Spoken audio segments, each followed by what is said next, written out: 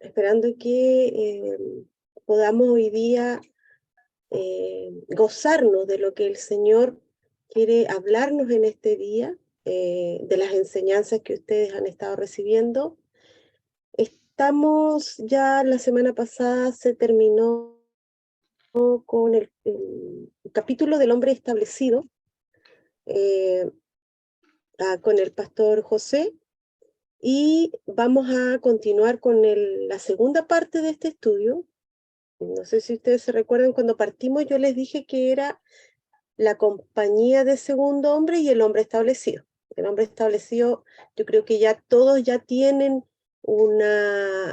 a través de lo que la palabra nos ha revelado, ya firmemente ustedes pueden asegurar qué es el hombre establecido, cuáles son los lineamientos que la palabra nos describe acerca de el hombre establecido, que es un hombre que se posiciona, es un hombre que viene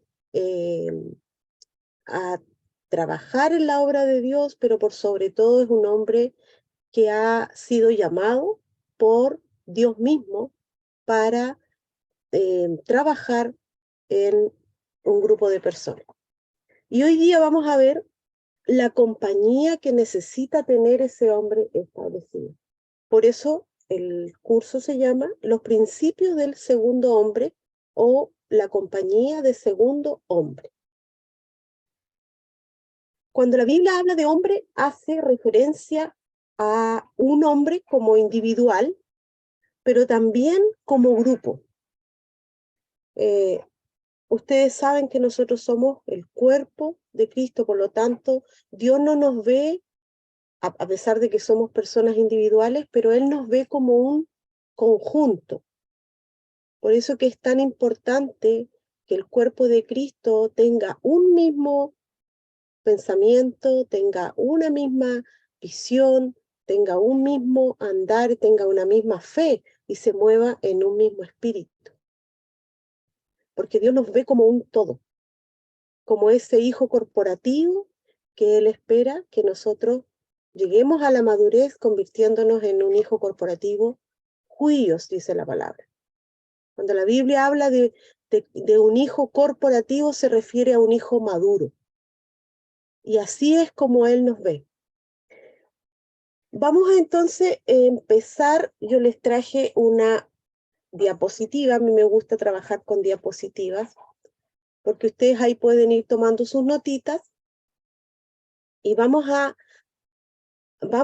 estudiar hoy día una historia muy, muy particular que está en Segunda de Crónicas, capítulos 23 y 24. Por tiempo no vamos a desarrollarlo todo hoy día, pero esos son los capítulos centrales que yo quiero que ustedes en su tiempo lo puedan leer, porque de esto se trata los principios de la compañía de segundo hombre. Están basados en estos dos capítulos esencialmente de la Biblia, ¿ya? Entonces, vamos a partir, para introducir la Segunda de Crónicas 23, vamos a partir con qué sucedió en Segunda de Crónicas 22, del 10 al 22, perdón, del 10 al 2. Si alguien lo quiere leer, puede hacerlo. Segunda de Crónicas 22, versículos del 10 al 2. Y voy a compartir pantalla para que puedan ver aquí. Ustedes me dicen si ven lo que les voy a proyectar, ¿ya? Ahí está. Amén, hermana. Sí, perfecto. Dice, entonces Atalia, madre de Ocosías, viendo que su hijo era muerto, se levantó y exterminó toda la descendencia real de la casa de Judá. Pero Josabet, hija del rey, tomó a Joas, hijo de Ocosías, y escondiéndolo entre los demás hijos del rey, a los cuales mataban, le guardó a él y a su ama en uno de los aposentos. Así lo escondió Josabet, hija del rey Joram, mujer del sacerdote Joida, porque ella era hermana de Ocosías, de delante de Atalía y no lo mataron. Y estuvo con ellos escondidos en la casa de Dios 6 años. Entre tanto, Atalía reinaba en el país. Eso es. Entonces, aquí tenemos la parte preliminar de la historia de Segunda de Crónicas 23 y podemos extraer varias cosas de acá. Dice cierto que tras la muerte del rey que estaba en ese momento, Ocosías, Atalía mató a todos los herederos reales y usurpó el trono. Ahora nosotros acostumbramos a ver a los personajes de la Biblia simplemente como una historia, pero Atalía también representa un espíritu dentro de la iglesia, así como también el espíritu de Jezabel, que está también muchas veces presente en nuestras congregaciones. Y Atalía, que significa, es una persona o un espíritu que mata al hombre establecido, que da muerte al hombre establecido. En el caso de Jezabel, ella mata pero relaciones, ¿ya? Entonces, la historia dice que ella exterminó a la descendencia de la casa de Judá. Y esta mujer, o al pasar esta situación, Josabet, que era la esposa del sacerdote Joiada, escondió a quien iba a ser el próximo rey, Joás, ¿ya? Lo escondió, dice, en sus aposentos para que Atalía no lo atacara. Y Josabet es la esposa del sacerdote Joiada. Y con este actuar de Josabet, ella aseguró que el linaje de David se mantuviera todavía en la casa de Dios. Entonces, Joiada aquí, la historia que nosotros vamos a conocer, nos muestra que este hombre Joiada representa a un segundo hombre en liderazgo. Y quien es nombrado como el hombre establecido es Joás, a quien escondieron, ¿ya?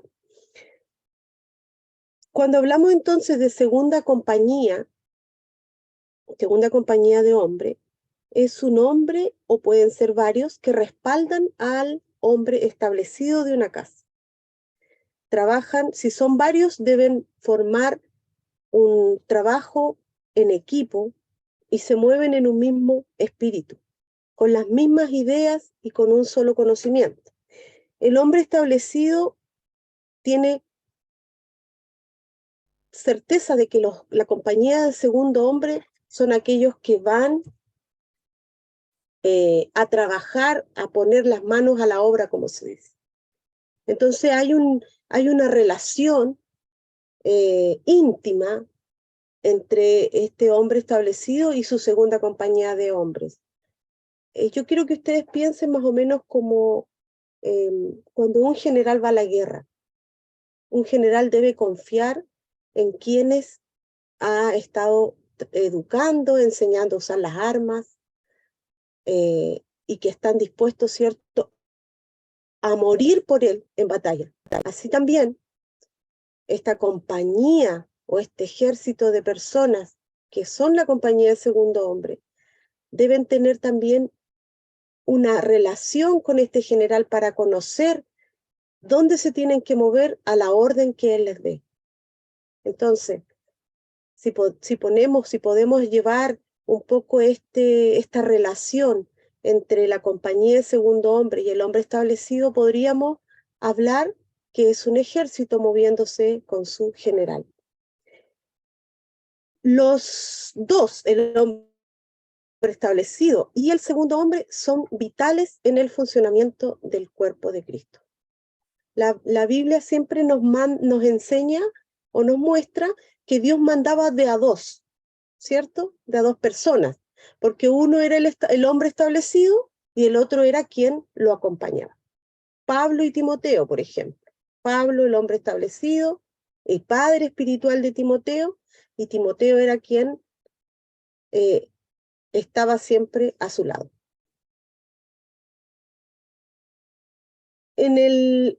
Aquí está vamos a extraer, como decía aquí, algunas cosas. Josabet, ya lo dije, era la esposa del sacerdote Joiada. Joiada es quien representa al segundo hombre en esta historia, y Joás representa al hombre establecido. En Joiada vemos características del segundo hombre. ¿Por qué? Porque vamos a darnos cuenta después a través de la historia que no es una acción provisoria la que él ejecuta. O sea, provisoria, ¿a qué me refiero? Que es algo particular por un cierto periodo de tiempo. No, es un llamado o es una posición de actuar de por vida. ¿Ya? Además aquí dice porque puse ahí 6 años, en la numerología 6 representa a hombre, ¿ya? Y en el versículo que leyó el hermano decía que estuvo escondido por 6 años Joás en la casa de Dios, mientras Atalía reinaba en el país. Entonces el hombre, aquí podemos extraer que el hombre establecido tiene que estar escondido en las sombras. En ese momento no había una visión porque el trono estaba usurpado, pero este hombre establecido, Joás, se estaba preparando, por eso dice que estaba escondido, estaba formándose para poder llegar al propósito por el cual Dios lo había puesto allí y llegar a la representación de ser ese hombre establecido. Vamos a la segunda diapositiva y aquí ya se me olvidó algo decirles antes. Decía yo que esta característica de Joiada como segundo hombre no es una acción que sea provisoria y tampoco es una acción, es una posición que sirva para alcanzar a llegar a ser un hombre establecido.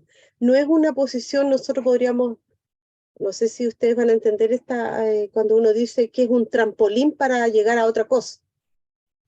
Ya es como, no es vitalmente necesario que un hombre, una compañía de segundo hombre llegue a ser un hombre establecido.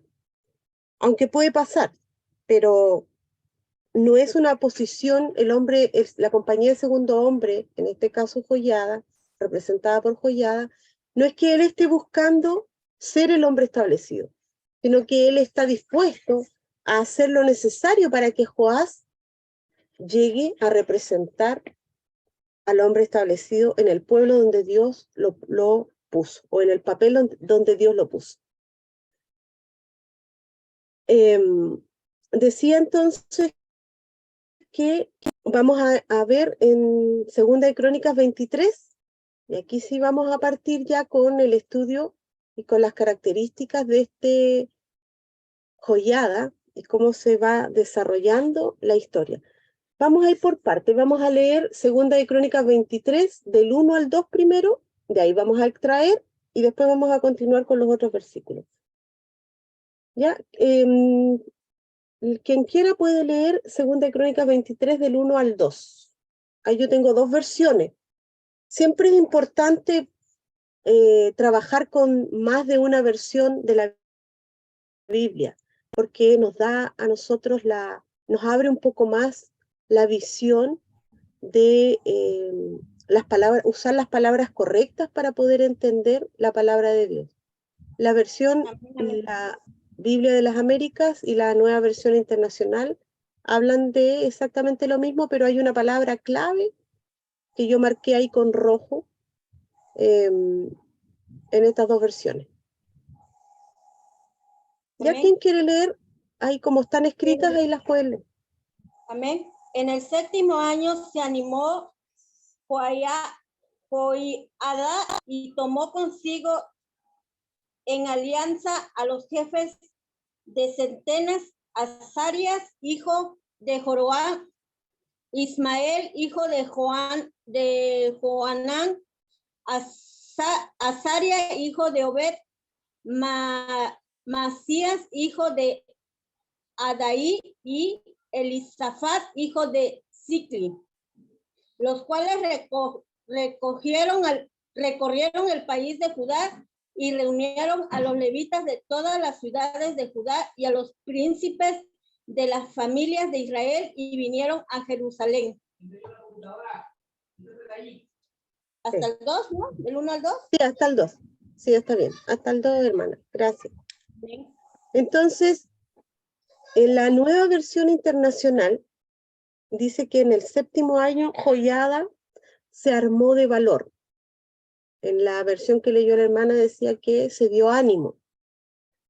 Ya, muchas veces es muy importante que esta compañía de segundo hombre trabaje con ese ánimo o se arme de ese valor para poder hacer o para poder llevar la visión. ¿Se acuerdan que nosotros cuando estudiábamos lo que era el hombre establecido, veíamos que era él quien nos daba la visión de cuáles son los propósitos de Dios para la vida de cada uno de nosotros y para el trabajo y la obra?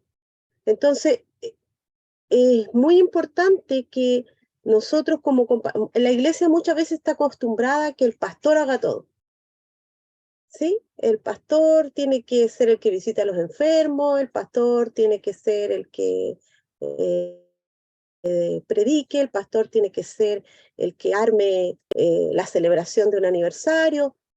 Todo recae en ese hombre. Cuando yo hablo de pastor, estoy hablando del hombre establecido, estoy hablando del hombre enviado, del hombre dispuesto por Dios en una región. Ese es al hombre al que me refiero. Y nosotros estamos muchas veces muy cómodos, sentados en nuestras sillas en la iglesia, y no estamos dispuestos a armarnos de valor, como decía aquí esta lectura que estábamos recién dando. No nos damos de valor, no cobramos ánimo y esperamos que todo se haga por arte de magia. No ponemos manos a la obra, no nos hacemos parte de la visión de este hombre. El hombre establecido es quien lleva la visión, pero nosotros tenemos que hacernos parte. Si no, nos sirve que él solamente tenga la visión y nadie lo acompañe. Imagínese usted a Pablo, que predicó por tantos lugares en Asia, que predicó por tantos lugares, hubiera estado solo sin esta compañía de segundo hombre, es muy probable que no hubiera logrado todo lo que logró en tan poco tiempo. Entonces es muy importante para el establecimiento de la palabra de Dios que el hombre establecido tenga un buen equipo y una buena compañía de segundo hombre a su lado. Así como les decía yo delante, un general para poder vencer tiene que tener un buen batallón. Hombres que cobren ánimo, que se levanten, que sean valientes. Mujeres también, que sean valientes, que se levanten, que no sean perezosas para el trabajo de la obra. Todas estas características debemos tenerlas en cuenta cuando simbolizamos o decimos que se armó de valor. Está todo eso envuelto en esas palabras. Se armó de valor. Y vemos aquí, de nuevo el número, hay otro número, hablábamos recién de 6, que significaba hombre. Ustedes pueden ir anotando los números, la numerología es muy importante en la Biblia. El número 6 representa hombre. Y el número 7, ¿qué representa el número 7? Dice la palabra que en el 7º día Dios descansó. Por lo tanto, el 7º o el número 7 representa reposo. ¿Ya? Y en este 7º año, en un año de reposo, fue cuando el sacerdote Joiada se armó de valor.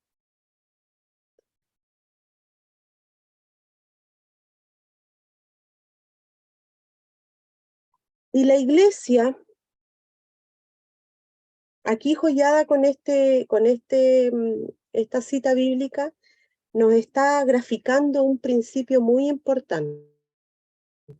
El séptimo año, como les decía, es un año de reposo, es un número de reposo, y la iglesia tiene que alcanzar ese reposo, un fluir, sin interrupción, sin ausencia, sin lucha, sin fricción, sin contiendas. Joiada representa esa unción sacerdotal que trae descanso gubernamental a la iglesia. Joiada permaneció escondido en la casa hasta el momento en que Dios lo liberó. Y para que podamos establecer hombres y gobernar, tenemos que estar en un tiempo de reposo. No podemos levantar un ministerio de contienda o una iglesia llena de contienda. Por eso cuando estamos trabajando en estos temas, se levantan espíritus como el que les decía yo de Jezabel o el de Atalía y muchos otros también, para que la iglesia no logre llegar a una posición de reposo. Hablábamos dentro, si ustedes se acuerdan, cuando hablábamos de los que partieron en el curso del hombre establecido, se recuerdan que hablábamos de 3 fases: la fase de Adulam, la fase de Hebrón y la fase de Sión. Y decíamos que la iglesia llega a reposo en la fase de Sión, donde es una iglesia que está formada completamente. Es una iglesia que tiene propósito. Es una iglesia que también encuentra una posición de reposo. Entonces vamos viendo que el segundo hombre en liderazgo es quien establece esta posición de reposo para el hombre establecido. Él crea, construye una atmósfera para que ese hombre establecido pueda manifestarse. Y ese es el principio en esta enseñanza de Segunda de Crónicas 23 del 1 al 2. El hombre establecido llega a alcanzar reposo porque ha sido construida una atmósfera por la compañía de segundo hombre. ¿Ya? O dicho de otra manera, la compañía de segundo hombre trabaja, crea, construye una atmósfera en reposo para que este hombre establecido pueda manifestarse. Y ese es el trabajo de nosotros. Joiada debe estar activo para que la iglesia camine en reposo. Anote eso con letras mayúsculas. Joiada debe estar activo para que la iglesia camine en reposo, y le vamos a agregar para que el hombre establecido se manifieste. ¿Ya? Ese es el principio que sacamos de todo esto. Además, en lo que acabamos de leer, dice que Joiada tomó a capitanes de centenas. Centenas quiere decir 100, ¿verdad? Entonces tomó a 5 capitanes. Uno era Azarías, el otro era Ismael, el otro fue Azarías, otro Azarías porque este era hijo de Obed, el otro era hijo de Jeroam, Maasías y Elisafat, los cuales, ¿qué hicieron? Hicieron pacto con él.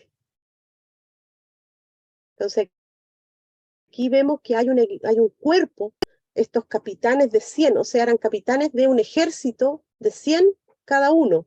Hablamos de un grupo de 500, porque eran 5 capitanes que estaban dispuestos a levantarse con Joiada.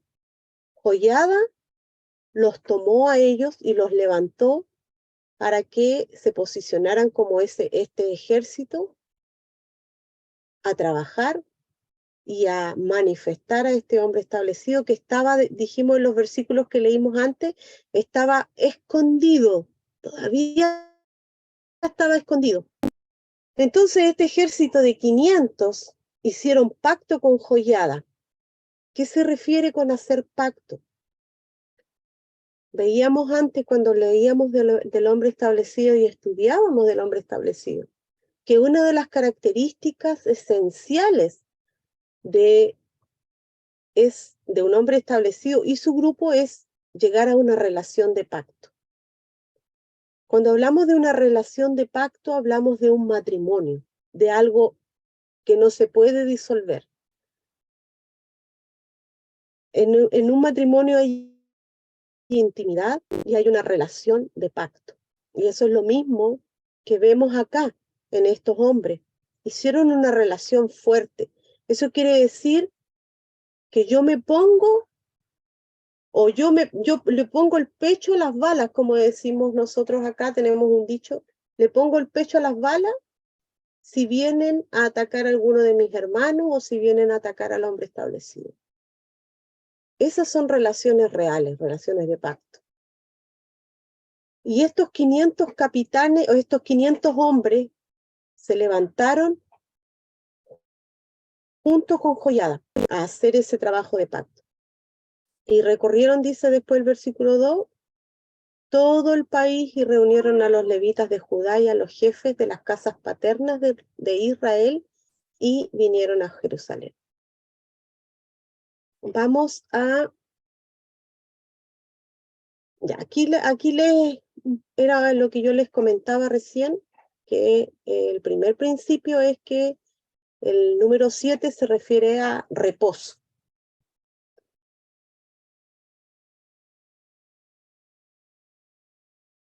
Eso ya lo vimos, que Joiada representa una unción sacerdotal, que trae descanso a la iglesia y que debe estar activo para que la iglesia camine en reposo.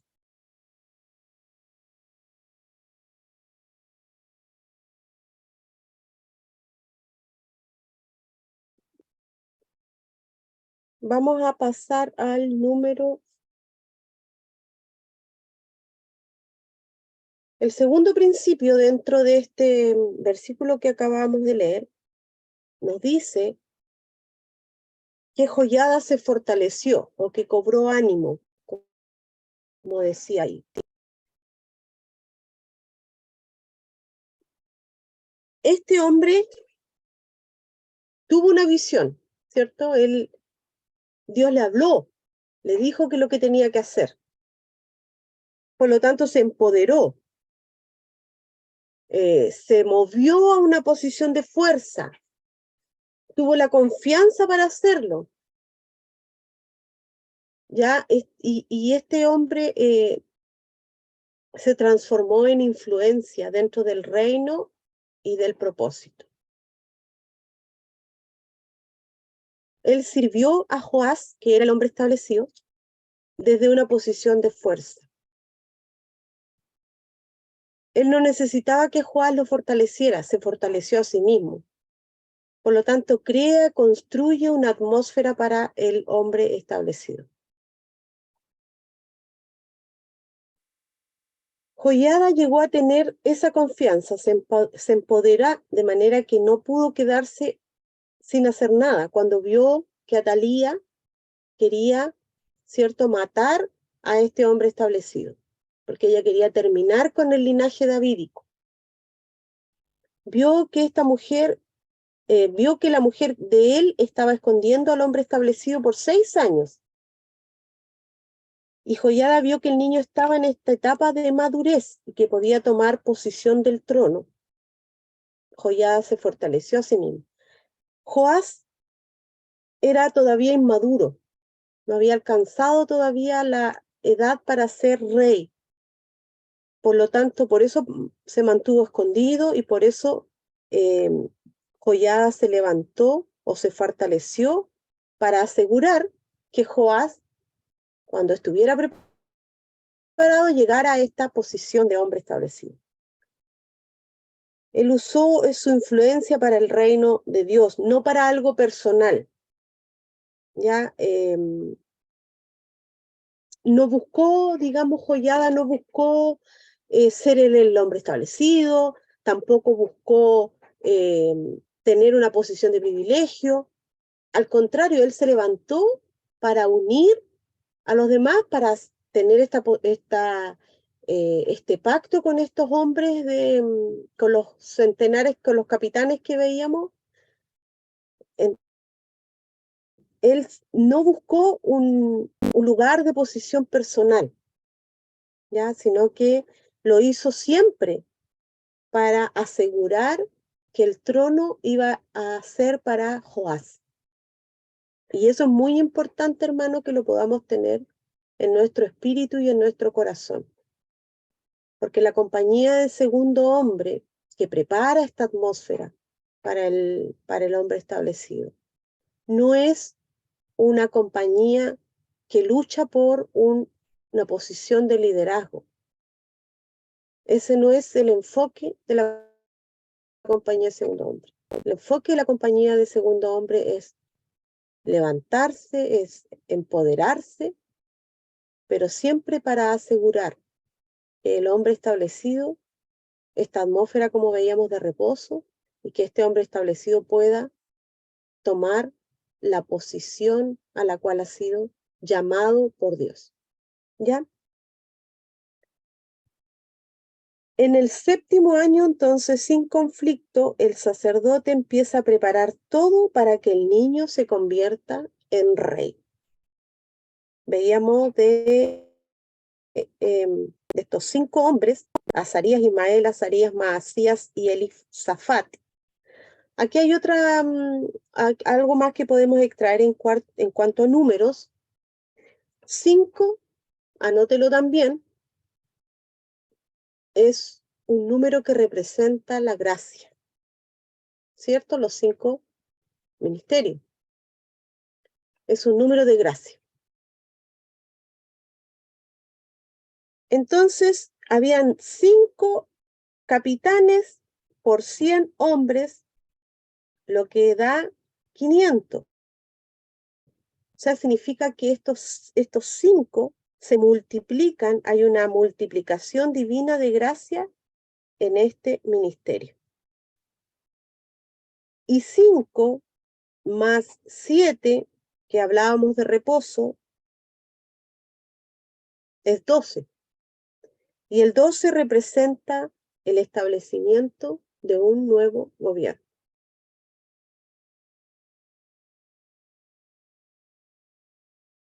Joiada levantó, como les decía yo, un equipo de milicia, un equipo sacerdotal y también de padres, porque decía leíamos, voy a volver a la parte de Segunda de Crónicas 23, que dice, recorrieron Judá y reunieron a los levitas. Los levitas representan un grupo sacerdotal de todas las ciudades de Judá y a los jefes de las casas paternas de Israel, o sea, a padres de casas. Entonces, ¿a quién movilizó Joiada? Movilizó a la milicia con estos capitanes que se mencionan, movilizó a los sacerdotes, porque habla de los levitas, y también movilizó a los jefes de las casas paternas, o dicho de otra manera, a padres. Entonces, si ustedes se fijan, Joiada remeció todo el lugar. Por eso es que es tan importante entender este principio de la compañía de segundo hombre, porque es una persona que realmente tiene influencia. Así como lo dice aquí en las características que están ustedes viendo, es una persona que tiene influencia en el reino y tiene un propósito. Él fue capaz de movilizar a todas estas personas. Es un hombre que levanta un tipo de gracia especial en la iglesia. Cuando hablo de hombres no estoy dejando afuera a las mujeres, solamente estoy hablando de como en forma corporal, no en forma que solamente el hombre, no, hombre y mujer. Levanta un tipo de gracia en la iglesia se va autoempoderando, levantando personas con fuerza, con gracia, con unción y con paternidad. El trabajo de este segundo hombre, de ir a visitar, como les decía yo delante, de no dejar que el pastor haga todo, sino ir a visitar a la gente, llegando a la estatura de la madurez, puede también corregir a quienes han fallado. Y la iglesia tiene que aprender que la compañía de segundo hombre que se levanta tiene autoridad. Y eso es algo que cuesta. Aquí me voy a centrar un poquito porque es muy importante entender esto. La compañía de segundo hombre que crea la atmósfera de reposo para el hombre establecido, que se empodera, que trabaja para una visión, pero no para mi visión propia, sino para la visión del cuerpo, para llevar este trabajo ministerial, para hacer influencia sobre otros, que representa una gracia especial. Esta compañía de segundo hombre tiene también poder y autoridad para corregir a otros hermanos, para decir, hermano, usted está equivocado de esta manera que usted está pensando, o para decir, hermano, yo veo que usted no está actuando bien, hay que modificar, hay que cambiar ciertas cosas. Todas esas atributos lo hacen merecedor porque es una persona de influencia, es una persona de autoridad. Y a veces nosotros, dentro de la iglesia, no somos capaces de reconocer quiénes son esta compañía de segundo hombre que están al lado del hombre establecido. Y nos molestamos o actuamos de una manera soberbia porque decimos, ¿quién es esta persona para venir a decirme tal cosa o no? Entonces, tenemos que también reconocer cuando hay una gracia especial sobre personas que nosotros vemos su testimonio, cómo ellos se mueven en esta posición de influencia, como decía, y de confianza hacia el hombre establecido. Y que tienen también la autoridad para actuar de esta manera. Y este nivel de influencia en la iglesia tiene que ser fuerte, tiene que levantarse. La gente tiene que saber que la compañía de segundo hombre es tan importante como el hombre establecido dentro de un cuerpo, de una iglesia o de una casa. Vamos a la a la séptima diapositiva. Bueno, ahí está lo que les decía antes. No sé si anotaron todo eso del número 5 que representa la gracia, el número 500 que representa la multiplicación divina de un ministerio, el 12 que es el establecimiento de un nuevo gobierno, ¿ya? Y un poco el resumen de lo que hemos estado conversando.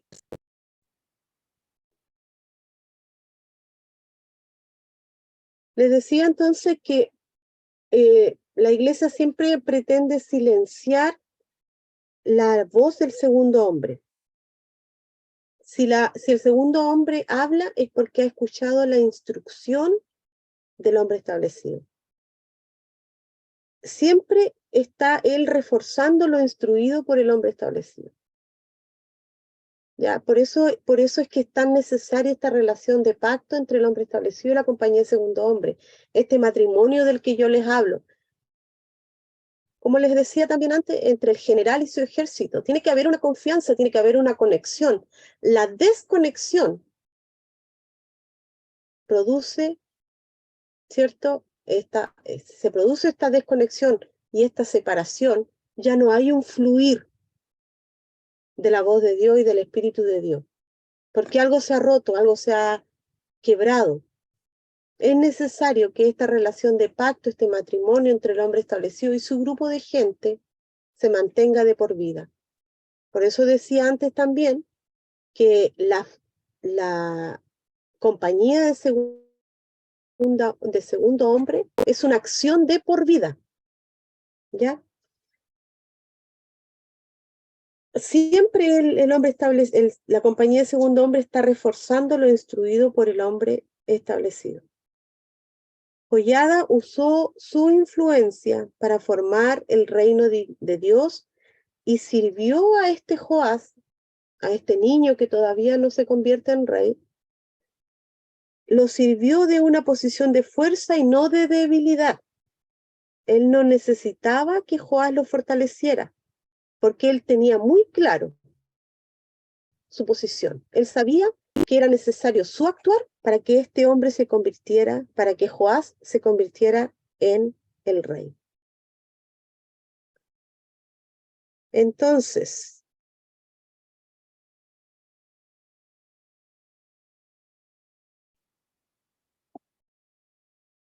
no sé si todavía tenemos tiempo. Vamos a pasar al tercer punto, donde habla que Joiada hizo pacto. Aquí hizo un resumen de que hizo pacto con otros hijos, con 5 hijos. Joiada fortaleció el reino de Judá a través de la afiliación. Hizo pacto con otros hijos, no con los hijos propios. La iglesia local no se centra en membresía, sino en hijos. El segundo hombre trae otros hijos a la casa.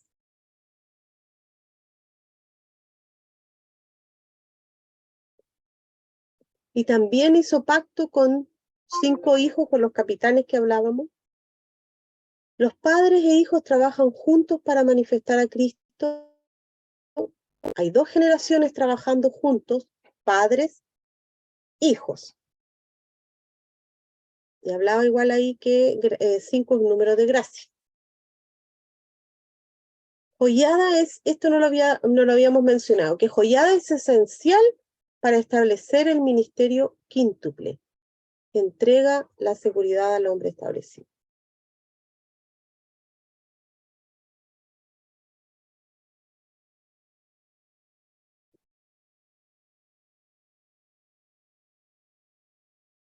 Ya, imagínense todo lo que pudimos conversar solamente de 2 versículos bíblicos, del 1 y el 2. Les voy a dejar, sí, de tarea que ustedes puedan leer desde Segunda de Crónicas 23, 3 en adelante, porque vimos el 1 y 2 hasta ahora.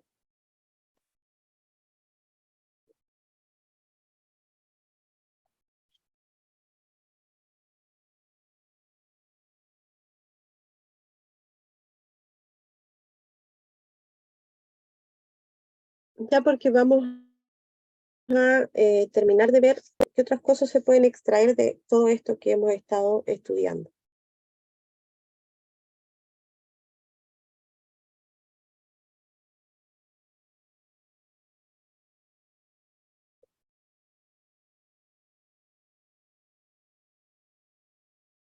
La segunda parte, la letra B, cuando dice que con 5 hijos, Joiada junta 2 generaciones, hace trabajar a los hijos y a los padres.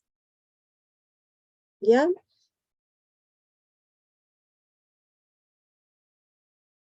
Padres e hijos trabajando juntos. Esta es una gracia que tiene Joiada para establecer, como decía también, el ministerio quíntuple en una iglesia local, porque esta es la gracia que establece la seguridad para el hombre establecido.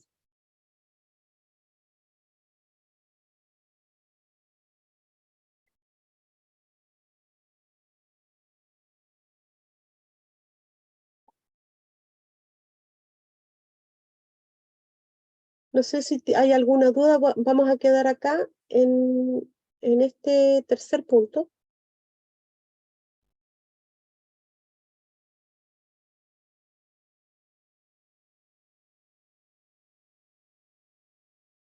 Ay, no sé cómo ir aquí.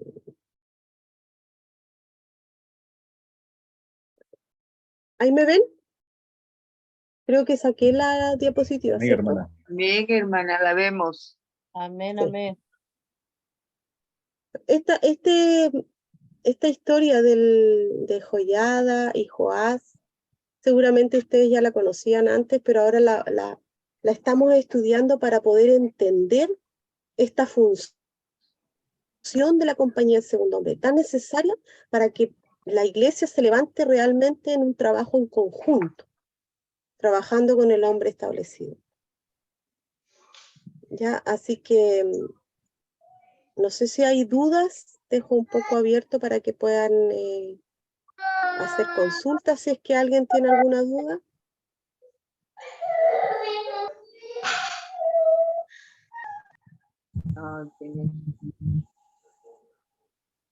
¿Hay alguien levantó la manito?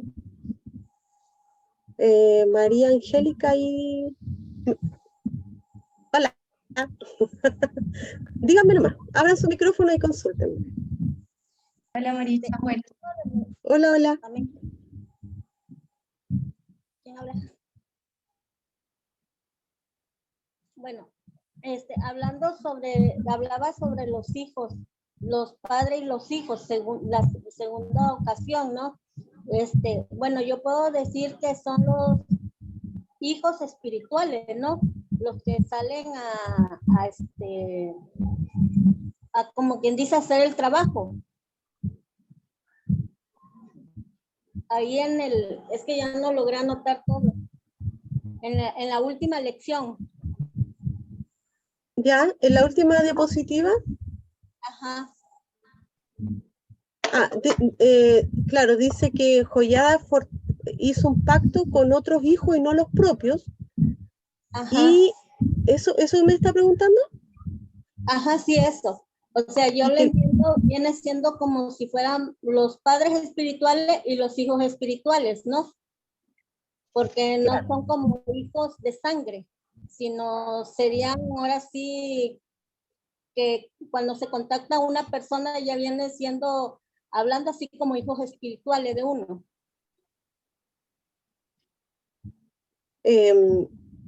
Claro, a lo que se refiere el texto es que él hizo pacto no con los hijos propios, sino con otros hijos. Acuérdense que leíamos que él hizo pacto con capitanes, con los levitas que representan la orden sacerdotal, y también hizo pacto con a los otros eran los padres de las casas. Sí. Ajá, que no hizo pacto con sus propios hijos, sino que buscó como hijos espirituales, ¿no? O sea, da a entender así. O sea, yo le entiendo así, no sé si sea así. Claro que él hizo pacto, usted se refiere a que no son hijos propios, hijos naturales. Ajá, ándele. Sí. Así como el Señor vino a buscar a los suyos, como dice, vino a buscar a los suyos y los suyos no le recibieron, sino el que cree en su nombre.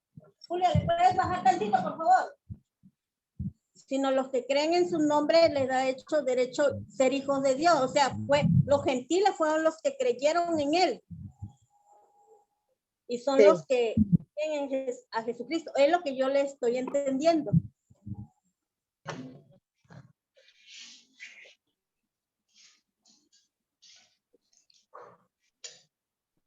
Sí, lo que pasa es que en esta que no buscó a sus propios hijos de sangre, sino que tuvo que buscar de otros lados, como dice ahí la palabra, del ejército de centenas, de los 100 de cada ejército, ¿no? Buscó a los otros hijos y los llamó como segundo hijos. No sé si me explico. compañía. Como si el pueblo ahorita es... yo lo que le entiendo es que usted quiere decir que cuando habla de que él buscó sus propios hijos, no se refería a sus hijos naturales solamente, sino que hablaba, a eso se refiere, ¿cierto? Así es. Sí, sí, usted está en lo correcto. Él habla de que él se levanta para fortalecerse y para hacer un trabajo en conjunto, no con su propia familia natural, podríamos decir, sino que él levanta a otras personas y es capaz de hacer trabajar a los padres con los hijos. ¿Sí? No sé si le aclaré la duda que tiene, hermano.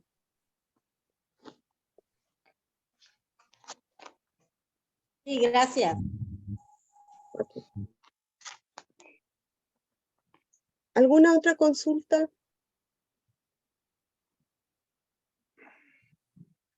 Ah, María Angélica tiene una consulta que está levantando su manito. Y Carlos, dígame no. Hola Maritza, ¿cómo estás? Un saludo Hola, a hola. todos. Tú hablas de el hombre establecido y el segundo hombre. Resulta que hablas también del ministerio quinto. La pregunta es, ¿por qué consideras que en las iglesias locales se ven ejerciendo con mucho mayor poder o autoridad el apóstol, el pastor y como en una segunda relevancia o segundo rango, a veces el profeta, el maestro, cuando todos deberían interactuar de una manera, en una sinergia y eso pareciera como que el apóstol es el hombre establecido y entonces el maestro es el segundo hombre? ¿Cómo ves tú esa realidad en las iglesias locales?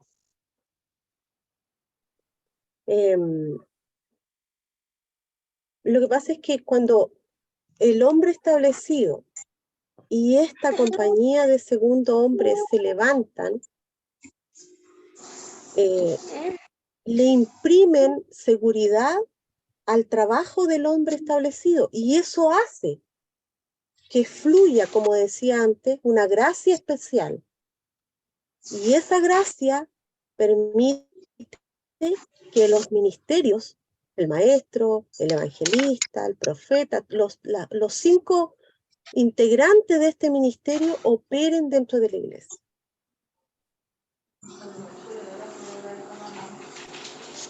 No es que tenga, no sé si te entendí bien la pregunta,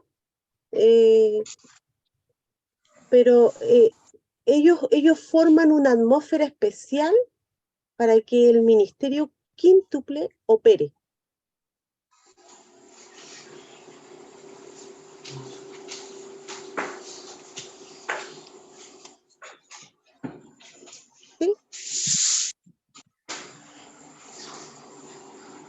¿Sí? Mari, la cuestión es que por lo general en las diferentes denominaciones, congregaciones, iglesias locales, siempre hay como una persona visible y generalmente o es el apóstol o es el pastor, pero los otros ministerios quedan relegados como a un segundo plano, no tienen la misma relevancia e importancia dentro del orden de una iglesia sana, donde operen todos los ministerios de una manera uniforme. Generalmente siempre se ve una cabeza visible.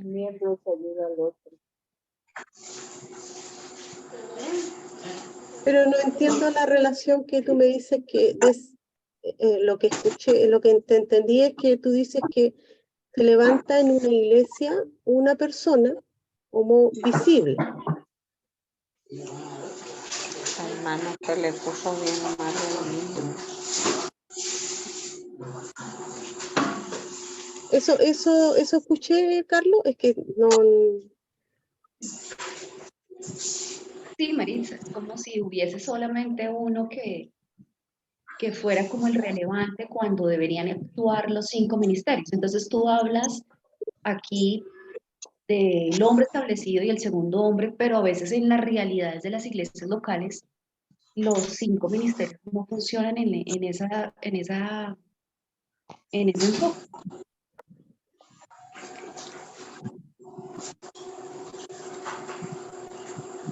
Espérenme, que alguien me escribió aquí en el.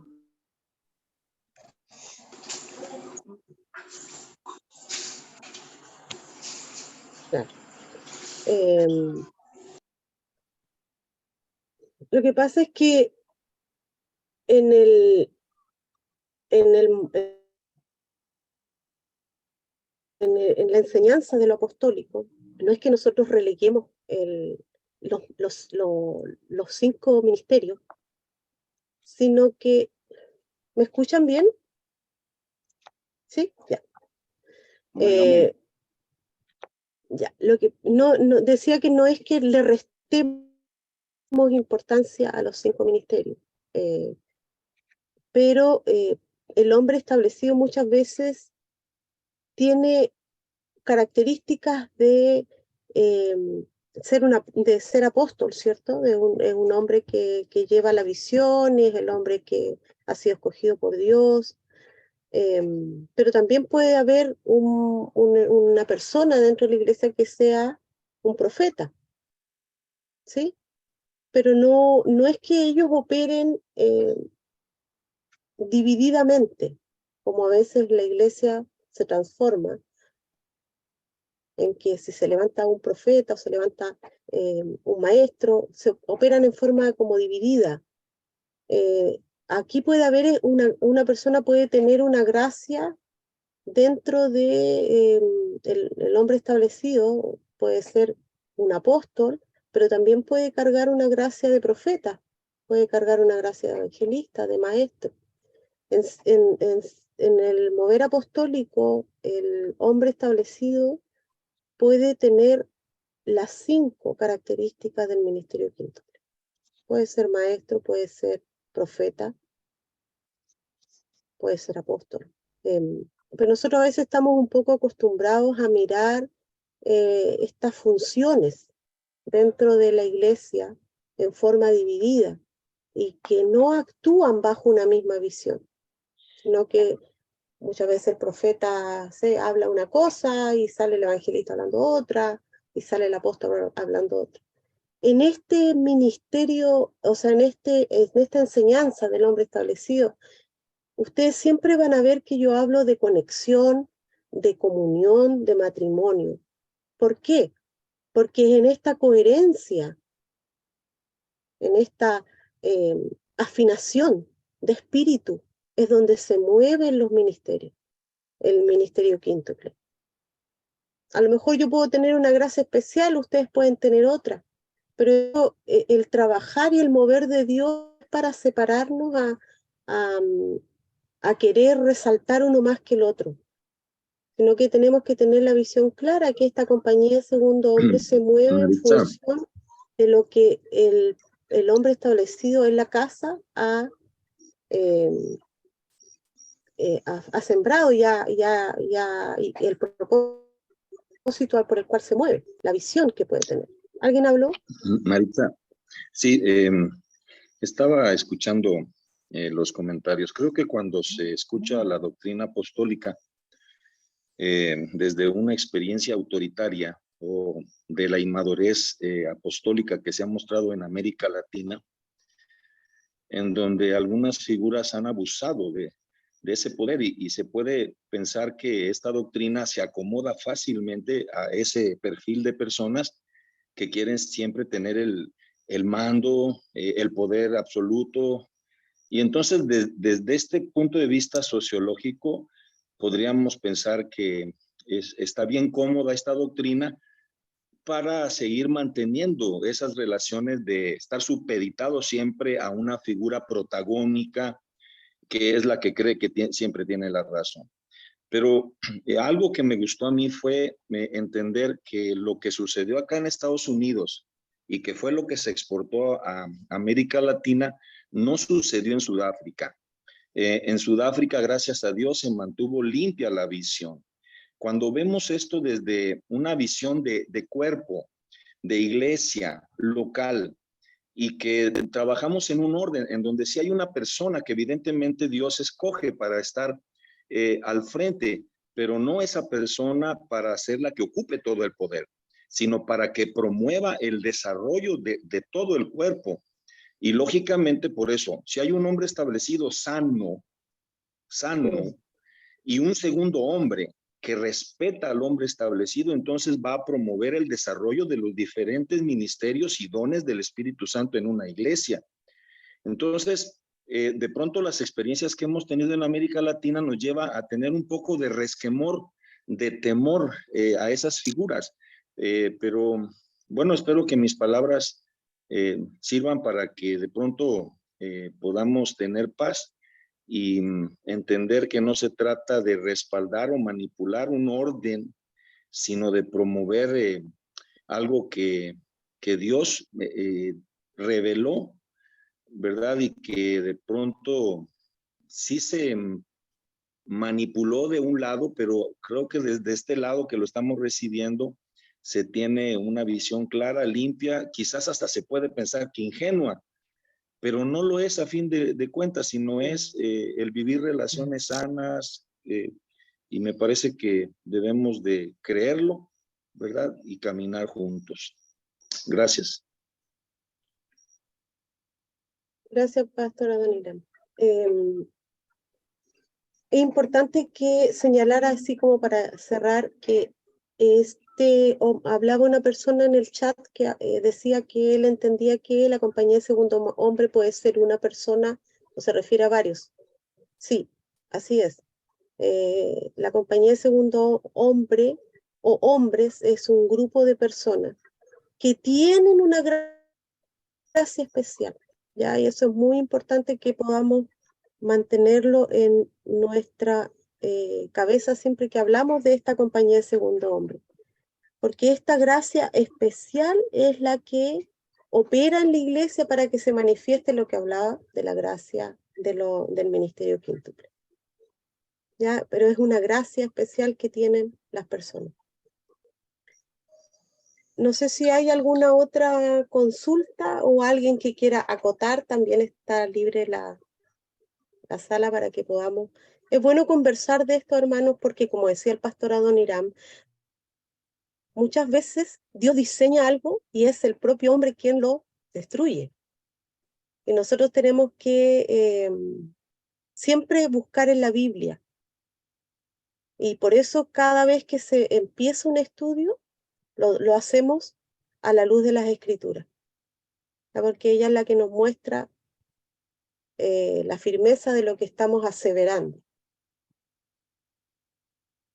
¿Alguien más tiene alguna consulta o alguien más quiere agregar algo?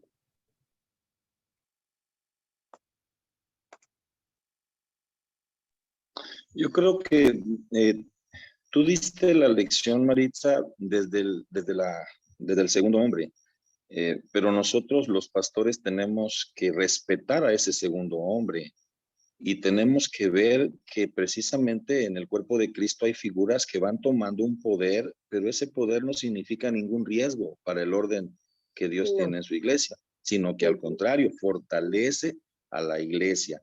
Y son personas que debemos de gozarnos, que van creciendo.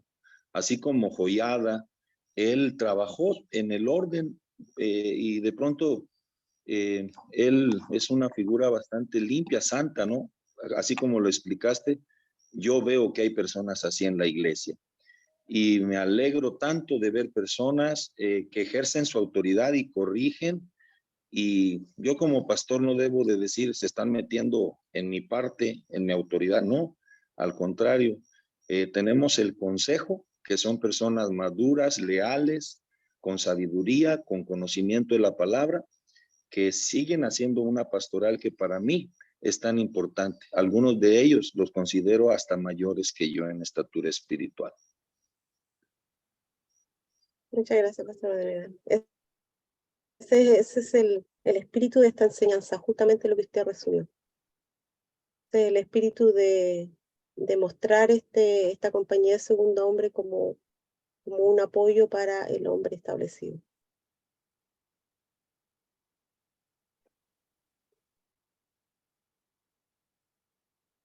Bueno, si no hay más consultas, le dejo la palabra a Jacqueline. Sí, ya nos pasamos bastante del para que vaya despidiéndonos. Vamos a detener la grabación.